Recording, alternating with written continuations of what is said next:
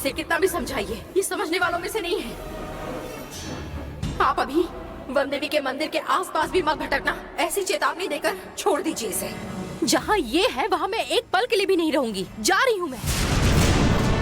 लेकिन मेरी भी एक बात सुन लो। मेरे पति और मेरे परिवार को तुम तकलीफ देने की कोशिश कर रही थी, इसीलिए वन देवी ने अग्नि परीक्षा के जरिए तुम्हें सजा दी है।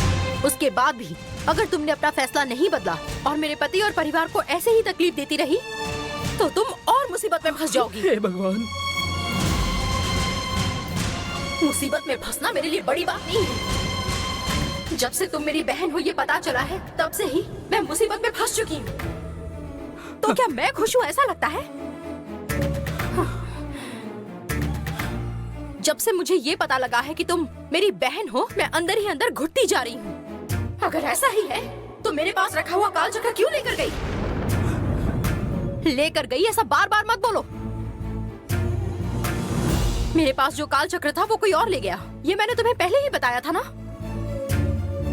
तुमसे जो शख्स काल चक्र लेकर गया है वही मेरे पास रखे हुए 2 काल चक्र जो है तुम्हारा इस्तेमाल करके उसे भी पाने की कोशिश कर रहा है। वो कौन है मैं पता नहीं लगा पाई। इसकी मुझे तकलीफ है। जब तक तुम्हारे मन से बदले की भावना नहीं जाएगी तब तक तुम्हें ऐसे ही तकलीफ होती रहेगी।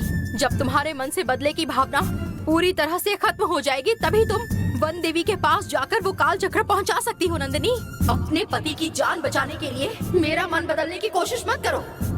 मेरे पास जो काल चक्र था उसे तुम्हारे जैसे कितने ही लोगों ने लिया होगा, फिर भी उनसे वो काल चक्र पाने की शक्ति मुझे वन देवी ने दी है।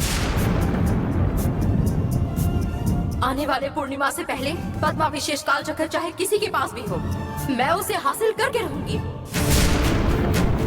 आज तक मेरे फर्ज के रास्ते के बीच में रुकावट डालने वाले माधवी और मायावी शक्ति को ही नहीं बल्कि राजशेखर का वारिस रहने वाले तुम्हारे पति की भी जान लेकर रहूंगी। जब तक मैं हूँ तब तक तुम उनका कुछ नहीं बिगाड़ सकती।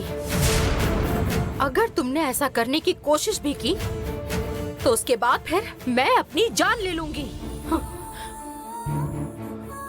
आज तक मेरी जान बहुत बार खतरे में आ चुकी है, लेकिन मैं बचपन से नाग माता की पूजा करती आई हूँ तो बच जाती हूँ। आज तक बचने वाली मेरी ये जान अगर चली गई ना तो उसके लिए तुम जिम्मेदार रहोगी। गंगा, अगर मैं मर गई तो मुझे मारने वाली तुम होगी।